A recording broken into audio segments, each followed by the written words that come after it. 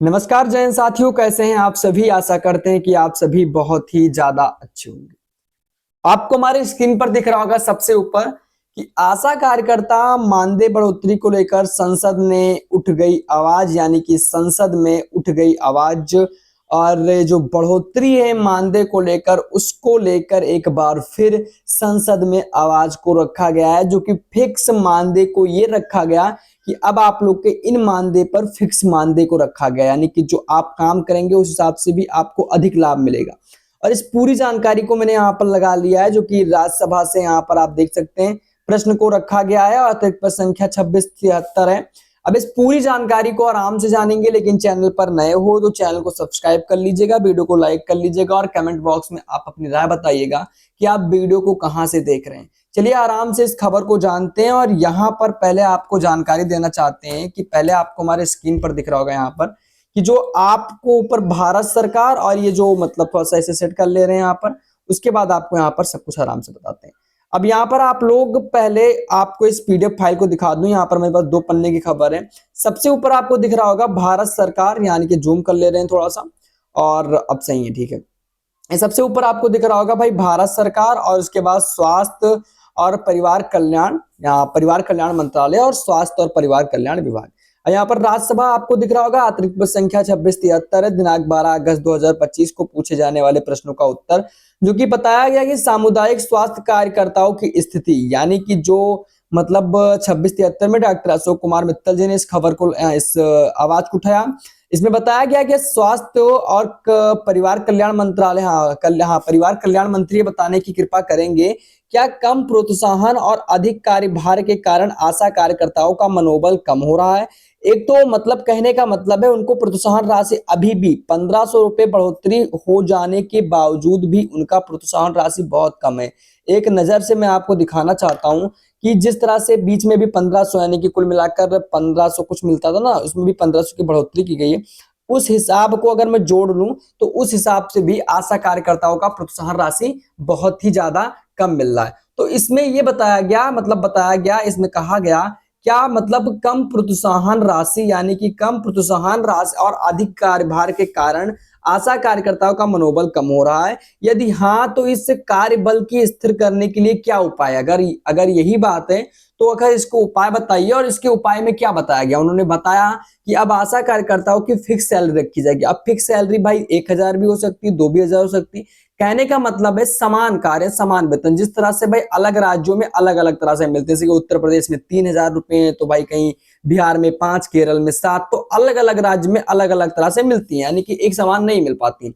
अब इसमें बताया गया कि सरकार दूरस्थ और जनजातीय क्षेत्रों में स्थानीय और स्वास्थ्य कार्यकर्ताओं की प्रशिक्षण करने, उन्हें प्रारंभिक देने और उन्हें सेवा में बनाए रखने की किस प्रकार की योजना बना रही है। यानी कि उन्हें जनजातीय क्षेत्रों में स्थानीय स्वास्थ्य कार्यकर्ताओं की प्रशिक्षित करने और उन्हें प्रारंभिक देने और उन्हें सेवा बनाने के लिए किस प्रकार की योजना बना रही है। और क्या सामुदायिक स्वास्थ्य कार्यकर्ता की दैनिक उपस्थिति और सेवा प्रादायगी, हाँ माफ कीजिएगा भाई, प्रादायगी का आकलन करने के लिए कोई समीक्षा तंत्र मौजूद है। यदि हाँ, तो तत्संबंधी ब्यौरा क्या है, और यदि नहीं तो इसका क्या कारण है, ऐसा बताया गया।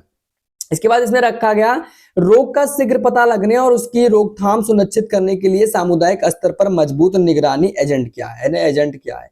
अब इसका उत्तर देते हुए पहले उत्तर ये बताया गया कि जो आशा कर्मी है और उनके प्रबंधन के लिए सहायता सहित सार्वजनिक स्वास्थ्य परिचर्या प्रणाली को सुदृढ़ करने की प्राथमिक जिम्मेदारी राज्य संघ राज्य क्षेत्र सरकारों की है। स्वास्थ्य और परिवार कल्याण मंत्री राष्ट्रीय स्वास्थ्य मिशन एनएचएम के तहत राज्य संघ राज्य क्षेत्रों के उनकी कार्यक्रम और कार्यान्वयन योजना को पीआईएफई में उल्लेखित आवश्यकताओं और समग्र संस्थान सीमा के आधार पर उनकी सार्वजनिक स्वास्थ्य परिचर्या प्रणाली को सुदृढ़ करने के लिए तकनीकी और वित्तीय सहायता प्रदान करता है। यानी कि भाई राज्य संघ राज्य क्षेत्र उनको वित्तीय सहायता प्रदान करता है। खासकर आशा कर्मी को सामुदायिक स्वास्थ्य स्वयंसेवक माना जाता है, जो कि कार्य क्रियाकलाप और आधारित प्रोत्साहन पाने के हकदार भी है, यानी कि वो अपने कार्य के हिसाब से प्रोत्साहन राशि पाने के हकदार भी है।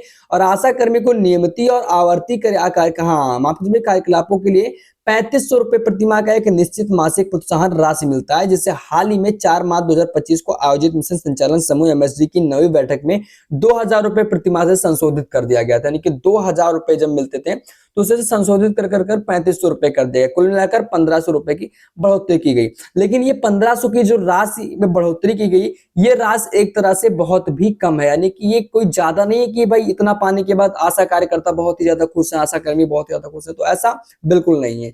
अब इसके साथ इसमें बताया गया कि आशा कर्मी को विभिन्न राष्ट्रीय स्वास्थ्य कार्यक्रमों के तहत विविध क्रियाकलापों के प्रदर्शन आधारित प्रोत्साहन प्रदान किए जाते हैं, जिनमें से कुछ ही हाल में मिशन संचालन समूह MSG की नवी बैठक में और हाँ संशोधित किया गया था। और इन आशा प्रोत्साहन को विवरण निम्नलिखित यूनिफॉर्म रिसर्च लोकेटर URL में उपलब्ध है, यानी कि इस URL पर पूरा उपलब्ध है कि किस तरह से पहले मिलता था और अब उस चीज को किस तरह से दिया जाता है। यानी कि पहले जिसमें 300 रुपए मिलते थे, आज जो उसमें आपको कुछ और मिल रहे हैं, तो ये बताया गया इसमें, यानी कि इस चीज में बताया गया।